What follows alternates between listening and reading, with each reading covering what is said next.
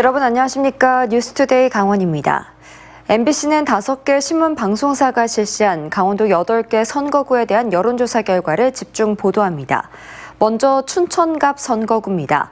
더불어민주당의 허영 후보와 국민의힘 김혜란 후보가 오차 범위 안에서 접전 양상입니다. 백승호 기자가 보도합니다. 춘천, 철원, 화천, 양구 갑 국회의원 선거에 출마한 후보 가운데 누구에게 투표하겠냐고 물었습니다. 더불어민주당 허영 46%, 국민의힘 김혜란 41%, 새로운미래 조일현 1%, 무소속 오정규 0%였습니다. 허영 후보와 김혜란 후보의 차이는 5%포인트로 오차 범위 아닙니다. 아직 지지 후보를 결정하지 않았다고 답한 응답자는 6%에 불과했습니다.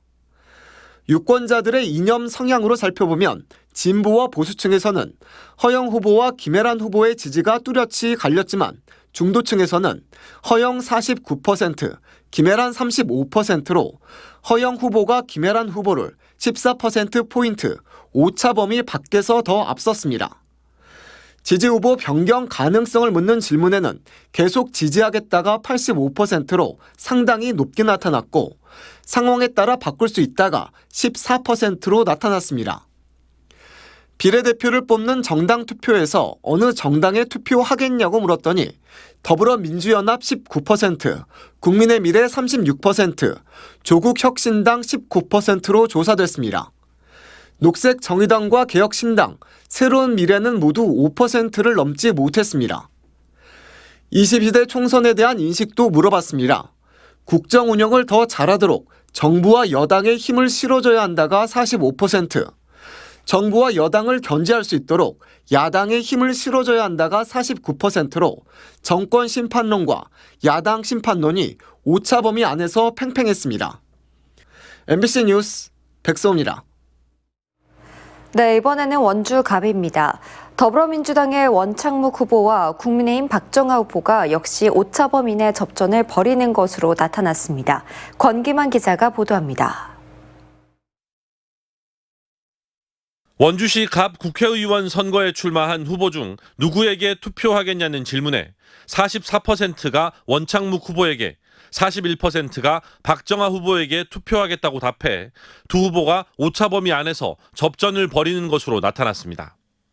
아직 결정하지 않았다는 응답이 10%, 기타 후보, 투표할 후보가 없다는 응답이 각각 2%였습니다.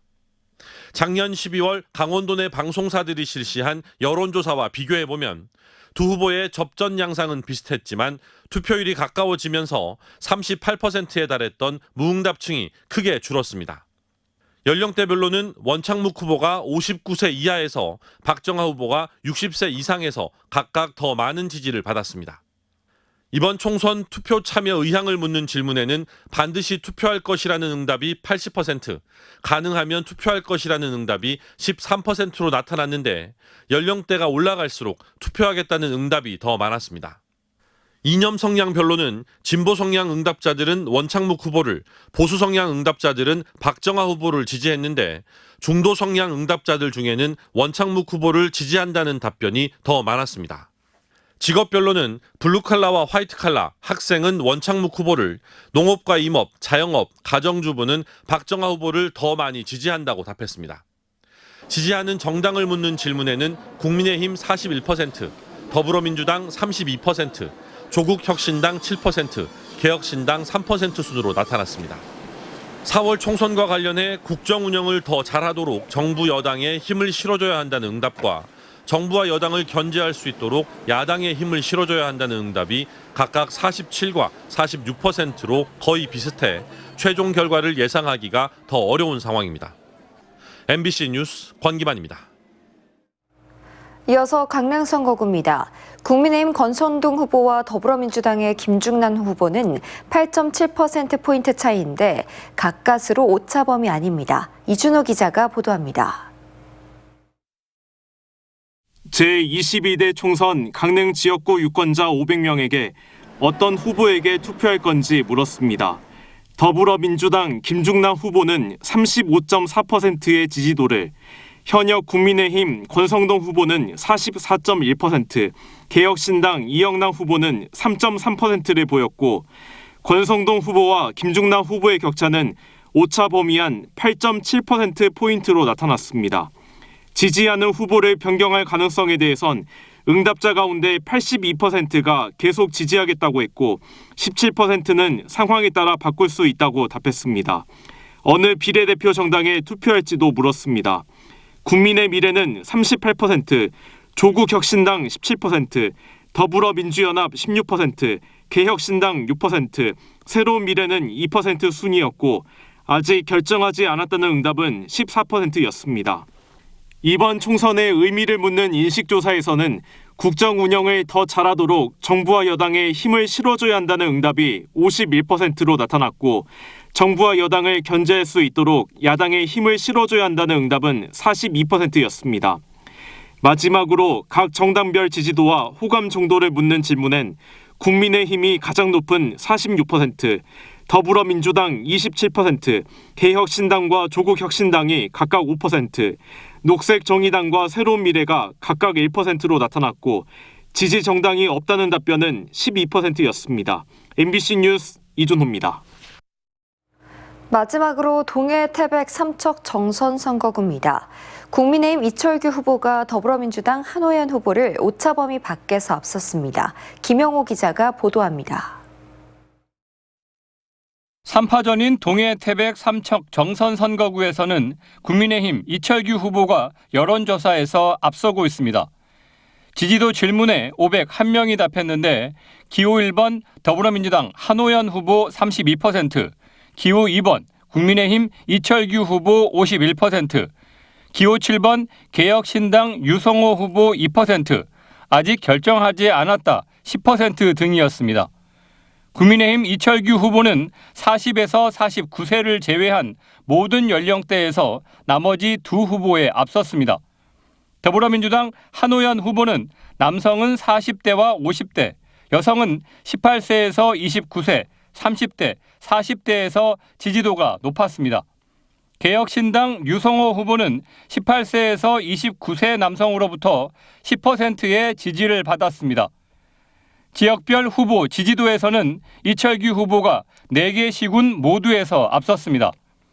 태백에서는 이철규 후보 57%, 한호연 후보 26%로 격차가 컸고 정선군에서는 이철규 후보 46%, 한호연 후보 36%로 다른 권역에 비해 격차가 작았습니다. 지지 후보를 변경할 가능성에 대한 응답은 계속 지지하겠다 84%, 상황에 따라 바꿀 수 있다 16%였습니다. 비례대표 투표 정당을 묻는 질문에는 국민의 미래 43%, 조국혁신당 18%, 더불어민주연합 15%, 개혁신당 3%, 녹색정의당과 새로운미래 각각 1%, 아직 결정하지 않았다 13% 등이었습니다.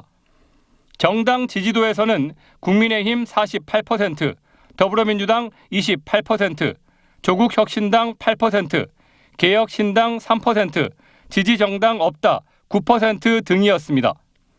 이번 여론조사는 강원권 MBC 3사와 KBS, 주한, 강원일보, 강원도민일보 등이 K스탯 리서치에 의뢰해 지난 3월 22일부터 24일까지 사흘간 전화 면접 조사 방식으로 실시했으며 95% 신뢰 수준에서 최대 허용 표집 오차는 플러스 마이너스 4.4%포인트이며 자세한 사항은 중앙선거 여론조사 심의위원회와 강원권 MBC 3사 홈페이지 등을 참조하면 됩니다.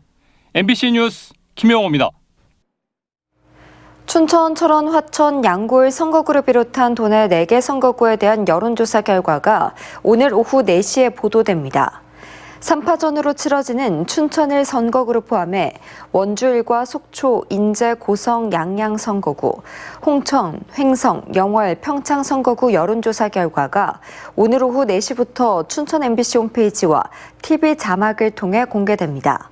이번 여론조사는 MBC를 비롯한 도내 5개 언론사가 공동으로 K스탯 리서치에 의뢰해 22일부터 4일 동안 선거구별로 500명씩 4,000명을 전화 면접 조사했습니다. 홍천에서 돼지 분뇨를 불법으로 배출한 농장주가 적발됐습니다. 돼지 2,000마리를 사육하고 있는데 홍천군은 일주일 동안이나 분뇨가 인근 하천으로 흘러 들어간 것으로 보고 있습니다. 이송미 기자입니다. 도랑에서 분뇨가 흐르고 있습니다. 배수로에서 나온 구정물은 하천으로 흘러 들어가고 있습니다. 이 하천은 홍천강과 연결됩니다. 하천 옆에 있는 양돈 농가에서 정화하지 않은 분뇨를 불법으로 버린 겁니다. 네, 여기는 축사 옆 도랑입니다. 아직도 치우지 못한 분뇨가 이렇게 남아 있습니다. 이 농장에서 기르는 돼지는 1,900마리, 하루 6톤이 넘는 분뇨가 나오는데 마을 주민들은 일주일 전인 지난 18일 악취와 함께 분뇨가 배출되는 것을 처음 목격했습니다. 굉장히 많이 나왔었어요. 그런데 이제 경찰도 오고 그러니까 이제 그때부터 이제 저기서 보고 이렇게 창고 가지고서는 농장주는 분뇨가 실수로 배출됐다고 해명했습니다. 하지만 홍천군은 2시간 정도 분뇨 배출 지시를 받았다는 직원의 진술로 미뤄 농장이 의도적으로 분뇨를 배출한 것으로 보고 있습니다. 또 점검 당시 농장 내부에 있던 분뇨 정화 시설도 가동되지 않았던 것으로 확인됐습니다. 처리 시설을 거치지 아니하고 방류한 거, 배출한 거 부분 해당되기 때문에 직원이 이제 2시간 정도 얘기했지만 그게 계속적으로 연속된 건지 조금 이제 이런 부분도 따져봐야 되고. 관련법에 따라 분뇨를 무단으로 배출하면 5년 이하 징역이나 최대 5천만 원의 벌금을 받을 수 있습니다. 홍천군은 하천에서 시료를 채취해 보건환경연구원에 정밀 분석을 의뢰하고 배출량이 나오는 대로 가축분뇨법 위반 혐의로 농장주와 직원을 고발할 방침입니다. MBC 뉴스 이송미입니다. 지난해 원주 문화도시 사업을 추진하던 기관이 사실상 해체되고 보존 대상이었던 아카데미 극장은 결국 철거됐습니다. 문화정책이 급변한 원주시는 정부의 문화도시 평가에서 사상 처음으로 미흡, 이른바 낙제점을 받았습니다. 황구성 기자입니다. 지난 2019년 1차 법정 문화도시에 선정된 원주시. 이후 원주의 문화도시 사업을 이끌어온 창의 문화도시센터는 1년 전 사실상 해체됐습니다. 원주시는 센터 담당자들이 불법적인 수의계약과 예산 집행을 했다며 센터 관계자들을 고발했습니다. 감사 결과와 관련하여 원주시에서는 위법, 부당하게 처리되어 추가 사실 확인이 필요한 사항에 대하여 담당 부서를 통해 관련 단체에 대한 수사 의뢰 등 사업 주체를 원주시 출연기관인 문화재단으로 바꾸는 과정에서 문화체육관광부와 마찰을 빚기도 했습니다. 여기에다 잘 보존된 아카데미 극장을 거점으로 한 문화 거점 공간 확장이 극장 철거로 바뀌면서 반대 시민들과 대립각을 세우기도 했습니다. 민간 주도의 문화 사업이 관 주도로 바뀌는 흐름 속에 원주 문화도시 사업에 대한 정부 평가는 곤두박질 쳤습니다. 최우수 선도기관에 선정되는 등 전국 법정 문화도시 평가에서 우수한 성적을 거두어던 원주시가 이번엔 최초로 미흡이란 최하위 평가를 받았습니다. 최우수와 우수, 미흡 3단계로 구분되는 정부의 법정 문화도시 평가에서 2020년 우수, 2021년 최우수, 2022년 우수를 받았던 원주시가 4년 차에 체면을 구긴 겁니다. 1차 문화도시 7개 시군구 중에 2023년도 미흡 평가는 원주시가 유일합니다. 문화체육관광부는 사업 주체 변경 과정에서 사업이 몇 달간 멈췄던 점이 고려됐다고 설명했고, 강원도는 아카데미 극장 철거도 영향을 준 것으로 보인다고 분석했습니다. 서로가 함께 만들어간다는 효능감들이 있었는데 그게 한순간에 어떤 이렇게 마치 범죄 행위를 저지른 것처럼 변경되면서 관이 모두 다 주도하고 이러다 보니까 함께 만든다기보다는 행사에 관람하는 사람이거나 이런 형태. 원주시도 사업 추진 주체를 변경하는 과정에서 문화도시 사업이 지체된 부분이 있었다고 인정하면서 문체부 공식 사업평가 결과서를 받아본 뒤 향후 대응 방안을 검토하겠다고 밝혔습니다. MBC 뉴스 황구선입니다.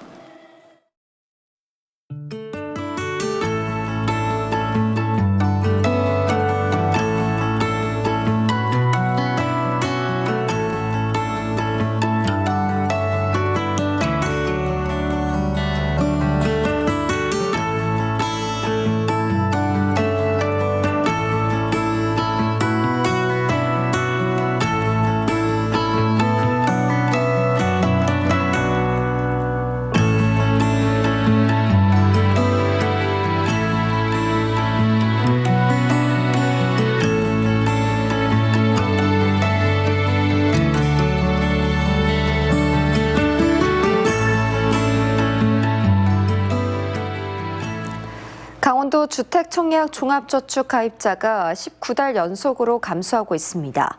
한국부동산원 청약홈은 지난달 말 기준 도내 주택청약 가입자는 모두 60만 5,777명으로 1월보다 655명 줄었습니다. 부동산원은 분양가격이 높아져 청약에 당첨되더라도 얻을 수 있는 시세 차익이 줄어들었고 고금리에 실수요자들의 대출이자에 대한 부담이 커진 것이 원인이라고 분석했습니다. 전국 공무원 노동조합 강원지부는 퇴직 후에도 연금을 받지 못하는 소득 공백자를 위해 정부가 약속한 퇴직자 재채용을 즉각 시행하라고 촉구했습니다. 인사혁신처가 2020 정보교섭 추진협의회에서 연금 소득공백 대응 방안으로 퇴직자 재채용을 약속했지만 아직도 감감무소식이라며 2032년까지 10만 3천여 명의 공무원이 소득공백의 고통을 겪게 된다고 지적했습니다. 2015년 공무원 연금 개혁에 따라 연금 수령 시기는 퇴직 연도에 따라 만 60세에서 65세까지 늦춰지고 있습니다. 원주에서 달빛 어린이병원이 4월부터 다시 진료를 시작합니다. 달빛 어린이병원으로 지정된 원주의 우리들 소아청소년과 의원은 다음 달 6일부터 평일은 아침 8시부터 저녁 8시 30분까지, 주말과 공휴일은 오전 9시부터 오후 6시까지 소아과 진료를 봅니다. 기존에 원주에 있었던 강원도 유일 달빛 어린이병원은 지난해 5월 인력 부족을 이유로 사업을 포기했고 그동안 강원도에는 달빛 어린이병원이 운영되지 않았습니다. 한편 현재 속초의료원과 영월의료원은 평일 밤 11시까지 소아과 진료를 운영하고 있습니다. 태백 지역에서 근로복지공단이 운영하는 첫 태백 요양병원이 오늘 개원했습니다. 태백병원 안에 개원한 태백요양병원은 총 11개실, 55개 병상과 재활치료실 등을 갖췄으며 첨단 의료장비를 손쉽게 이용할 수 있고 응급 상황에서도 신속한 대처가 가능합니다. 근로복지공단은 태백요양병원에 24시간 돌봄 서비스를 제공하며 앞으로 요양 환자 수요를 감안해 단계별로 병상 규모를 확대해 나갈 예정입니다. 춘천, 철원, 화천, 양구을 선거구에 출마한 무소속 이호범 후보가 강원도청 이전 재논의를 촉구했습니다. 이호범 후보는 도청이 이전할 춘천 고은리 일대를 개발하려면 7,600억 원 정도의 개발비가 필요한데 구체적인 대안이 없어 보인다며 자칫 제2의 알펜시아와 레고랜드 사태로 변질될 수 있다고 주장했습니다. 이에 따라 춘천, 철원, 화천, 양구을 선거구 출마 후보들에게 도청사 이전 재논의를 공론화하자고 제안했습니다. 강원도 시군번영회 연합회가 기초의회 폐지를 주장하고 나섰습니다. 시군번영회 연합회는 어제 성명을 통해 지방의회가 지속적인 일탈 행위를 일삼았고 중앙정당에 종속돼 지역 문제는 뒷전으로 돌리는 등 주민의 불신과 지탄이 대상이 됐다고 비난했습니다. 기초의회 폐지와 함께 강원특별자치도 출범에 맞춰 인구와 면적을 고려한 지역대표형 양원제 도입을 주장했습니다. 강원도와 원주시가 불온 산업단지에 입주할 기업 등과 협약을 체결하고 1,500억 원대 투자 성과를 이끌어냈습니다. 강원도와 원주시 8개 입주 기업들은 원주 인터불고에서 합동 협약식을 열고 올 상반기부터 기업들이 토지 매입을 시작으로 2028년까지 1,519억 원을 투자한다고 밝혔습니다. 불온 입주 기업들은 의약품과 바이오, 2차 전지 등 8개 기업으로 282명을 직접 고용하고 간접 고용까지 1,170명의 효과를 낸다는 계획입니다. 한편 원주시는 도로공사 실시 설계 중인 불온 IC도 2027년 임시 개통을 앞두고 있다고 설명했습니다. 이상으로 뉴스투데이 강원을 마칩니다. 시청해주신 여러분 고맙습니다.